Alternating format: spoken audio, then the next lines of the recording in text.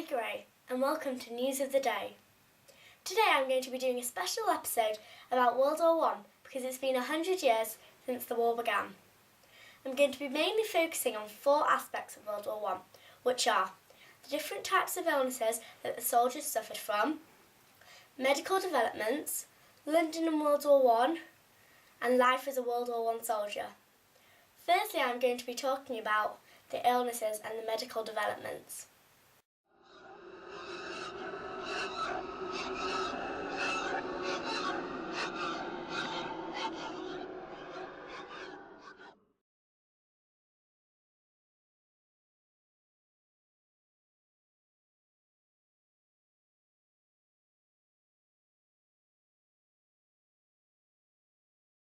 In the war, even a tiny injury could lead to a massive infection because of the conditions in the trenches, which meant that they would have to be amputated. Over 41,000 limbs were amputated, which meant there was a massive demand for artificial ones. Before the war, the limbs were made out of wood, but in the war, they were made out of different materials. This is the kind of wooden leg that would be used before World War I. The leather strap gets hung over the wearer's shoulder to stabilise the leg in place.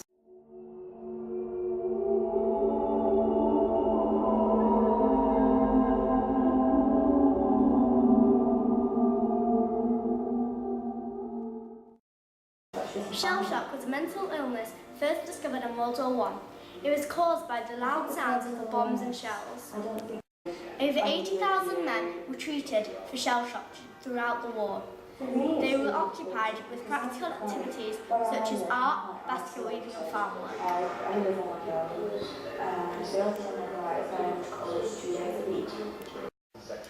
These treatments are still used today, which we know as occupational therapy, to treat mental illnesses.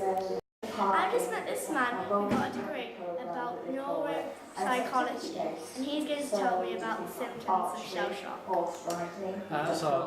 Physical symptoms of shell shock include changes in the middle of the brain of a part called hippocampus, which is related to long-term memory, and has a seat next to a bit of the brain called the amygdala, which is emotion. So physical changes in the brain of how we learn trauma, and also the physical changes of shell shock and post-traumatic stress disorder. Thank you. Thank you.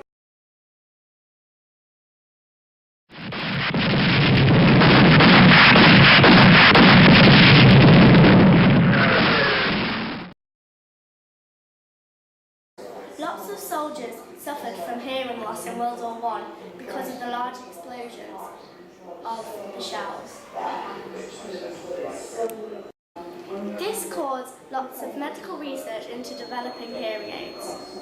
This is a hearing aid that you would place the thin end at your ear and the circular pan to the source of sound. Hi. I'm in London at the Imperial War Museum.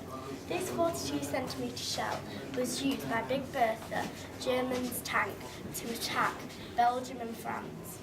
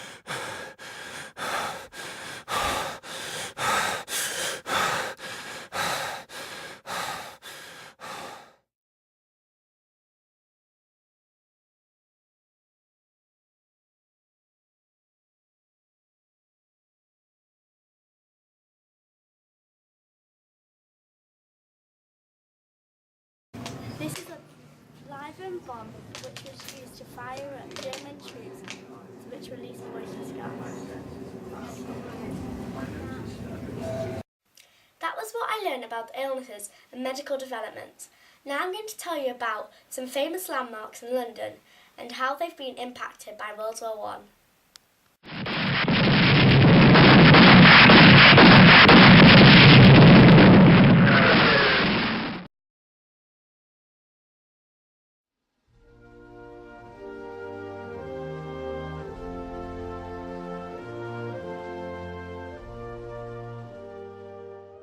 Hi, I'm Molly Gray, live from Buckingham Palace, London. During the World War I, King George V and Queen Mary lived here, and the palace was undamaged. They sent all the valuables away to Windsor, but the royal family stayed here. The biggest change at this time was that the government told the royal family to lock away all the wine cellars and not to drink any alcohol, set a good example to the lower classes who like to drink them. Also, the royal children were sometimes seen serving tea to the wounded soldiers.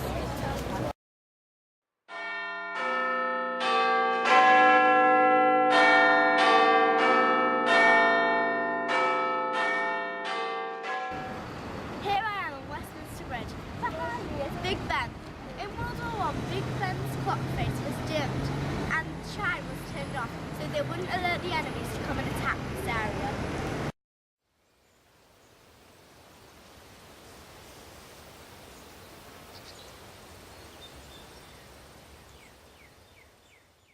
I'm here at the Tower of London and with this poppy exhibition.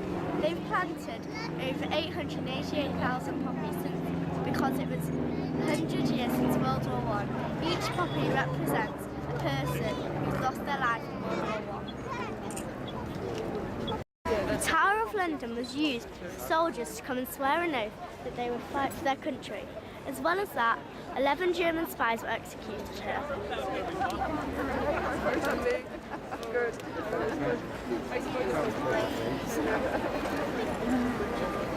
I'm pretending I wasn't in it. But I phoned for an each.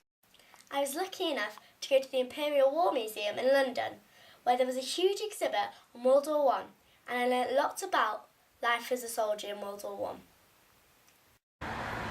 Here I am at the Imperial War Museum. Let's go see what we can find inside.